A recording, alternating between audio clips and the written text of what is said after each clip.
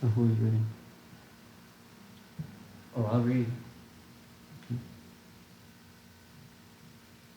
Is the stream not happening? Yeah, it's nice. Oh, it's live? Mm-hmm. Huh?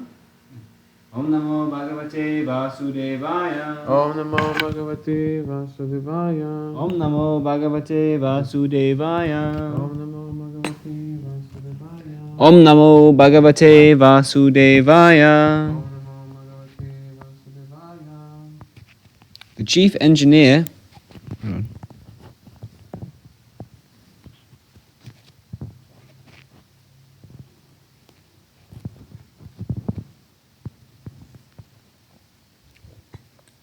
The chief engineer of a complicated construction does not personally take part in the construction, but it is he only who knows all the nook and corner of the construction, because everything is done by his direction only.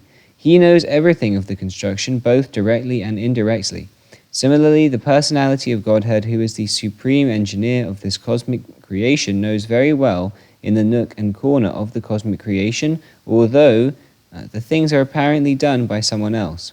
Beginning from Brahma down to the insignificant ant, nobody is independent in the matter of material creation, and everywhere there is the hand of Supreme Lord.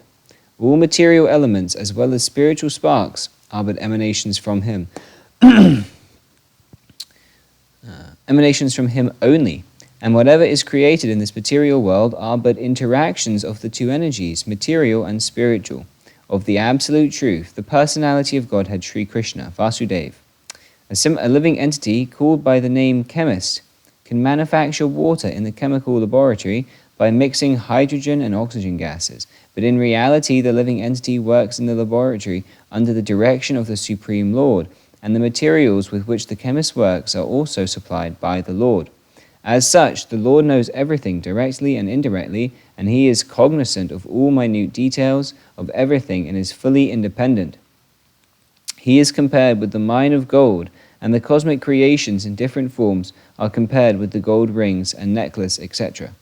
The gold ring and the gold necklace are qualitatively one with the gold in the mine, but quantitatively, the gold in the mine and the gold in the earring or necklace are different. The whole philosophy of the Absolute Truth is thus simultaneously one and different. Nothing is absolutely equal with the Absolute Truth, but at the same time nothing is independent of the Absolute Truth. Conditioned souls, beginning from the Brahma, the engineer of the particular universe, down to the insignificant ant, are all creating something, but none of them are independent of the Supreme Lord. The materialist wrongly thinks that there is no creator save and except his own good self, and this is called Maya, or illusion. On account of his poor fund of knowledge, the materialist cannot see beyond the purview of his imperfect senses, and thus he thinks that matter automatically takes its own shape without a conscious background. This is refuted here in this shloka of the Bhagavat by Srila Vyasadeva, who was a liberated soul, and he compiled this book of authority after his mature spiritual perfection. The complete whole, or the Absolute Truth, being the source of everything, nothing is independent of the whole body. Any action and reaction on the body becomes cognizable fact to the embodied. Similarly, if the whole thing is the body of the Absolute Whole, nothing is unknown to the Absolute directly or indirectly. In the Shruti mantra, it is also stated that the Absolute Whole, or the Brahman, is the ultimate source of everything. Everything emanates from him, and everything is maintained by him, and at the end everything enters into him only. That is the law of nature.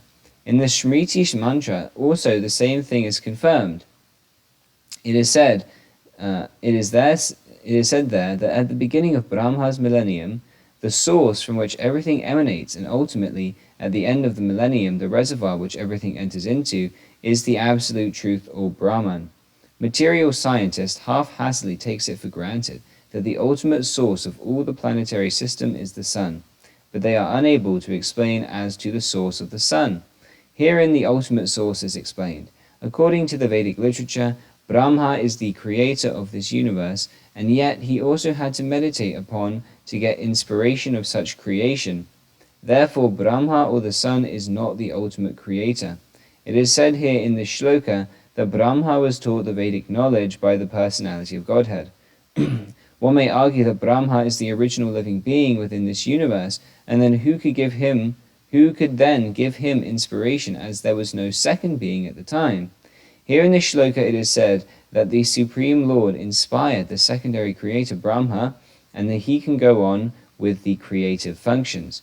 As we have already mentioned above, the supervising engineer, the same thing is applicable in this example. The real brain behind all creative agent is the absolute personality of Godhead Sri Krishna.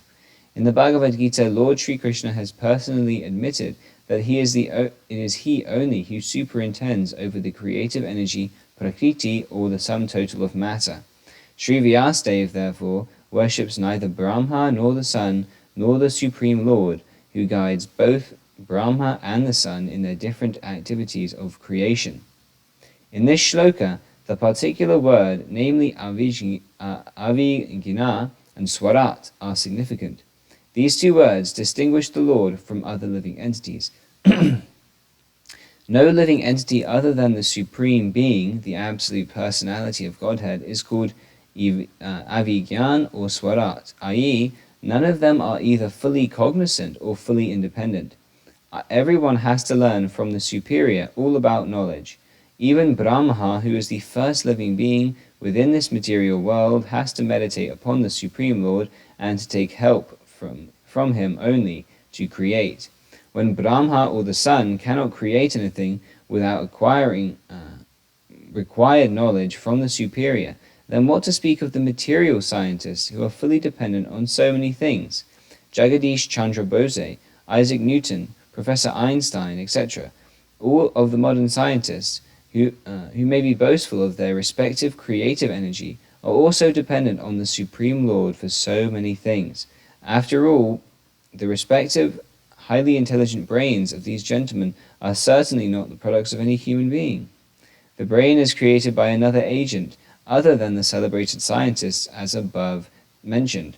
If the brains like that of Jagadish Bose or Isaac Newton could have been manufactured by any human being, then they would have produced many such brains instead of eulogizing the brains of the scientists. The scientists even could not manufacture a similar brain, and what to speak of other foolish atheists who defy the authority of the Lord.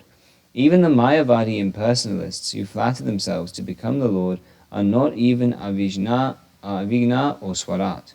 Such Mayavadi monists undergo a severe process of austerity and penances to acquire the required knowledge for becoming one with the Lord, but ultimately they become dependent on some rich follower who supplies them the requisite paraphernalia to conduct a great establishment in the shape of monasteries and temples. An atheist like Ravan or Hiranyakashipu had to undergo severe types of penances before they could flout the authority of the Lord, and ultimately they were so much helpless that they could not save themselves when the Lord appeared before them as cruel death. The same thing is applicable to the modern scientists also, who dare to flout the authority of the Lord. Such atheists will be dealt with similar awards as was meted out to the great past atheists like Ravan and Hiranyakashipu. History repeats itself, and as such, what was accorded in the past, will act again and again whenever there is such necessity. Whenever there is negligence of the authority of the Lord, the penalty by the laws of nature is always there. This is confirmed in the Bhagavad Gita by the well-known maxim, Jada Jadahi Dharmasya Glani. The Supreme Lord, personality of Godhead, is all perfect, is confirmed in all Shruti mantras. It is said in the Shruti mantras that the all-perfect Lord threw a glance over the matter and thus created all living beings. The living beings are parts and parcels of the Lord, and he impregnates the vast material nature with the seeds of spiritual sparks, and thus the creative energies are set in motion for so many wonderful creations. One atheist friend argued that God is no more expert than the manufacturer of a subtle watch that moves by the delicate machineries. We had to reply the atheist friend that God is still a greater mechanic than the watchmaker in the sense that he creates one machine in duplicate male and female forms. The male and female forms of different grades of machinery go on producing innumerable quantities of similar machines without further attention of God. If a man could manufacture such a set of duplicate machines, to produce further machines without any attention of the original manufacturer, then of course a man could surpass the intelligence of God. But that is not possible. Each and every one of the imperfect machines had to be handled individually by the mechanic, and therefore nobody can be more intelligent or equally intelligent like God. God's another name is therefore called the Asmaradha, and nobody is equal or greater than him. Everybody has his equal number or somebody surpassing his intelligence, but nobody can claim that he has neither any equal nor higher than him. Param Satya, or the Supreme Truth, is he who has no equal, nor it is said that before the creation of the material universe, there was the Lord who is the master of everyone. That Lord instructed Brahma about the Vedic knowledge. That personality of Godhead has to be obeyed in all respects. Anybody who wants to get rid of the material entanglement must, therefore, surrender unto him. This is confirmed in the Bhagavad Gita also.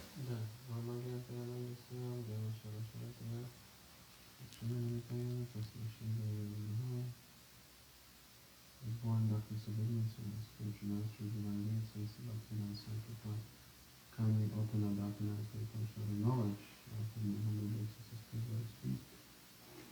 So when you read this portion about the clock watch, the prophet says that some people say that God is not better than a clock. A watchmaker. Watchmaker. Hmm. So what would you say if now they bring up the IE? The IE? The artificial EI? Oh, artificial intelligence. Well, artificial intelligence, it still operates based on a program that you made for it. Mm-hmm. And it has no separate independence, actually. Mm-hmm. So it's not the same thing. Because God made two machines that have separate independence, mm-hmm. and they can choose on their own whim to create more machines. And an AI operates only within the program set for it. It has mm-hmm. intelligence to the extent that someone... But they cannot produce more? No. That would be chaotic. Robots cannot produce more? They can based on a program. Mm-hmm. So but they have no independence. They have no independence to do that themselves. They have to be maintained. But are we independent? No, we're not independent, but we have free will. Yeah, to a certain extent, right? Mm-hmm. Not Svarat, like God is independent. Mm-hmm.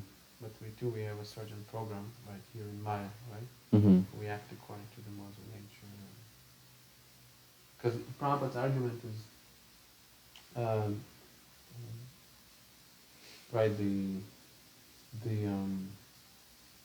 the scientists, they claim that you cannot claim that you cannot claim that you're God unless you're able to produce a machine that can produce other machines. Mm-hmm. Right? Is it correct? Yeah. He specifies that you have to make a machine and then a duplicate machine. Well, then we'll create, like men and women, they create. Right. Isn't that possible already? Artificial intelligence? No. I don't think you can. I don't think anyone. They make a machine that has a set task, and its only purpose is to make another part of a machine. Okay, that's a good point. They just make more parts. Yes. But they cannot make another machine that makes another machine. Right. That makes another machine. I mean, theoretically, someone could say, "Oh, you could program it to make all the parts and then assemble all the parts together, and that would make a machine." But it's still not the same thing because that's operating on a strict maintained program. And Prabhupada's argument is that God doesn't have to have anything to do with it. Mm-hmm. He simply sets it in motion. No machine does that. All machines are maintained. Mm-hmm. All machines are checked. Okay, so who is Vishnu then? Vishnu? Oh, the maintainer? Well, that's the argument that Prabhupada is putting in this purport is that Lord Krishna, the Supreme Lord, doesn't have anything to do with it. Okay, that's a good point. Yeah, it's actually, I remember there was there was some instance, Prabhupada quotes this one gentleman from Germany or someone that he saw the deities, and when he saw Krishna's deity, because he noticed that Krishna is not doing anything, he's just simply dancing and chanting. All the rest of the demigods, like Kali is killing, Shiva too, I think he's doing something there. He's been killed by Kali is stepping on him. So he concluded, oh, Krishna must be God because he's not doing anything. Oh, wow. He has nothing to do. And that's actually very intelligent. But I was wondering if they would, if, let's say in the future they're going to make an artificial intelligence that can do all these things independently. Not like, because assembly line is pretty much it already, no? Like you have the machine that creates more machines, but Parts. You will need There's parts. There's no machine that makes a full machine, I don't think. And I always had this like need the hand. always need the hand, and I was always talking to my dad about AI because back in the Kami days, I was always like very worried about AI. You know, Skynet, Terminator. Okay. This kind of idea that the AI will be fully independent, and then it will make a bunch. It's this argument that it will make a bunch of machines, and it will take over the world by its own independence. But my dad said, well, even if it was possible to do that, which it isn't, nobody would ever do it because you're giving independence to something that doesn't have the qualities of, doesn't have the discretion, morality, these kind of things. So nobody would ever do that.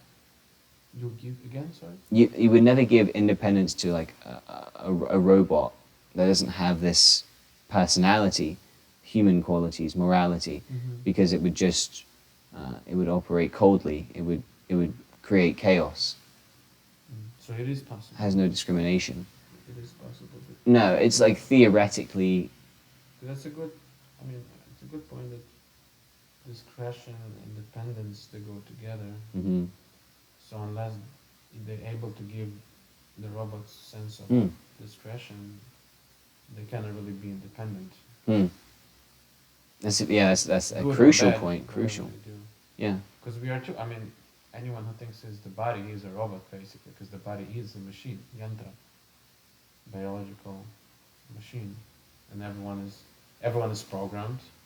Like the only difference between us and the machines so far is that we produce, seemingly we produce again, because we produce byproducts, but there too they're independent because the living soul, the spirit soul is there. Are we programmed, or are we a spirit soul that has freedom, and then that freedom is simply restricted to a certain level of programming by like the material modes of nature? Like you have free will, but then you exhibit that free will through a less or more strict programming of your body. Yeah, we're free to a certain extent, but in the material form we free even less. But that's different to a robot, because a robot has no aspect of freedom, no aspect of free will. It's simply a program. Because it has no soul.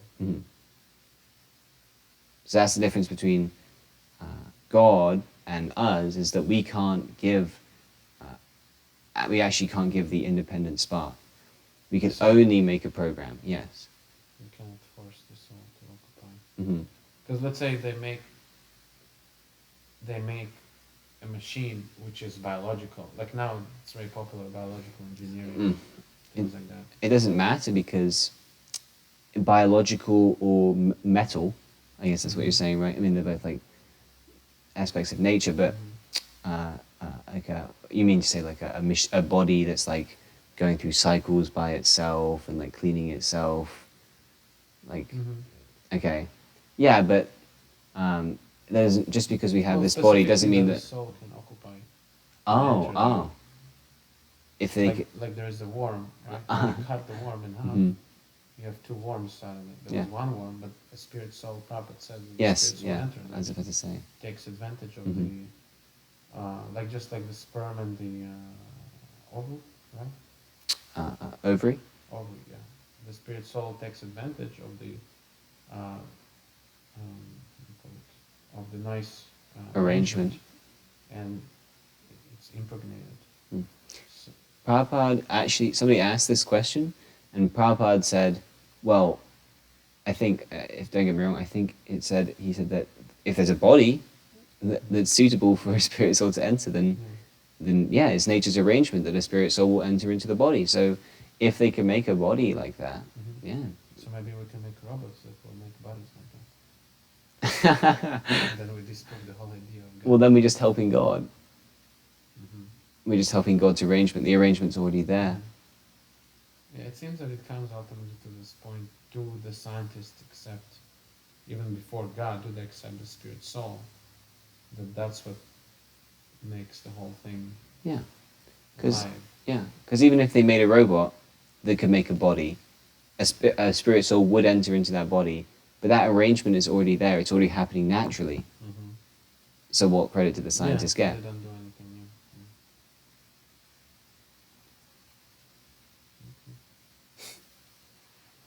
new. I have one question. Why? I don't quite get this aspect. Why does God make Brahma and then Brahma creates? Like, why doesn't? Because like the general conception is God creates. that God creates and then puts living entities into it. Mm-hmm. And I thought when I was first reading this, is it that God doesn't have anything to do with the material creation, so therefore he makes a living entity that does it for him and he gives direction, but then in the same way what's he saving there, because he's giving all the knowledge how to do it, and he goes to the effort of creating the body in the first place, and he gives the He does energies. everything ultimately. Yeah. But the living entity, yeah, that's like the contradiction in the living entity, that he wants, the living entity actually wants to create. Krishna doesn't need this Maya world, and the prison. Like the government, they'll be better off the prison. They can put the money to someone else, to education, right? But they have to maintain prison house because the living entity is disobedient and they have to be rectified. So all this big arrangement is for Krishna to rectify, for us to be rectified. So Krishna, he doesn't need to do anything, but he has all the knowledge at the same time. So that's like the contradiction. We want to lord it over, we want to be independent, but when it comes to doing and creating, we don't know anything. So we put in this universe, in this darkness, and we pray, Krishna, please guide me how to manifest my rolling over propensity. So he gives different positions, different bodies that we can exhibit our creating, our desire to create to different capacities. Like he says, it goes down from Brahma to the ant. The stores are there, no one obliges you to go and buy anything from them. Like we're not going to the mall to buy anything. But there are people who do, so for them, there are these shops so they can exhibit their false ego. I want to be dressed like, I want to be a Rasta guy, I want to be punk, I want to be, Antifa, I want to be this, I want to be that. So for them, there are all these paraphernalia, all these different costumes. So in the beginning, the living entity that desired, to occupy the post of Lord Brahma, he's giving this costume, and but he doesn't know anything actually. So Krishna has to, guide him, from within all the time. And why Krishna is not creating? Because like you last said, God has nothing to do. Like why should God do anything? So he puts someone who is already, wants to make problems. So he gives them, okay, you make problems there, and they, in this corner in the material world, so you don't harm the innocent, pure living entities in the spiritual world that don't want to take part in this rolling over. And he sends all the rest of the living entities that want to roll it over like us, here to learn. But yeah, this is the contradiction. We want to roll it over, lord it over, be independent, but we have no basis how to do it. We have no idea. So the submissiveness checks that, that Lord Brahma is submissive to Krishna, he meditates, and then Krishna incarnates in his heart, and he gives him the knowledge, and slowly he rectifies this lording and over propensity by the submissiveness, because he learns, it's not so easy to create. Like we're gonna read in the second canto, Lord Brahma, he prays, he sends prayer, like when he creates, he prays first like to Krishna, so he's not gonna get entangled and not conditioned, contaminated, because he has to create the ghosts, like he creates demigods, very nice demigod, but he has to create too the bad elements, the ghosts, all the sinful planets, and he's very scared, even it says in the Bhagavatam that even Lord Brahma, he's scared, especially ultimately of death too, but yeah, he's very much insecure. So if he's pious, he is a pure devotee. Not every Lord Brahma is a pure devotee too. So he comes to this realization, except you, my Lord Krishna, I have no one to submit to, no one knows anything here, so... And so long he's submissive, then he is safe.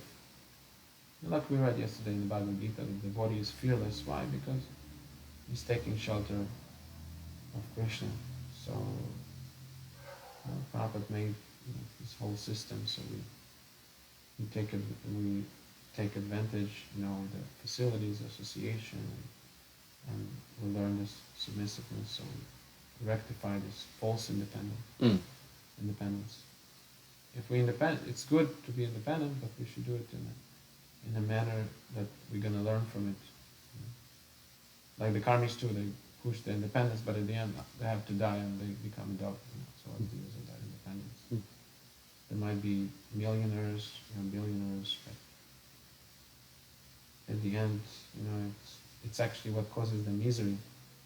But our, the real independence is depending on Krishna, pure devotee. And then our independence, the false independence, is rectified with this real independence. We submit to Krishna. Okay. Hare Krishna. Thank you, Prabhu. Hare Krishna. All those Krishna Prabhupada. Jai Srila Prabhupada. Jai Hare Krishna.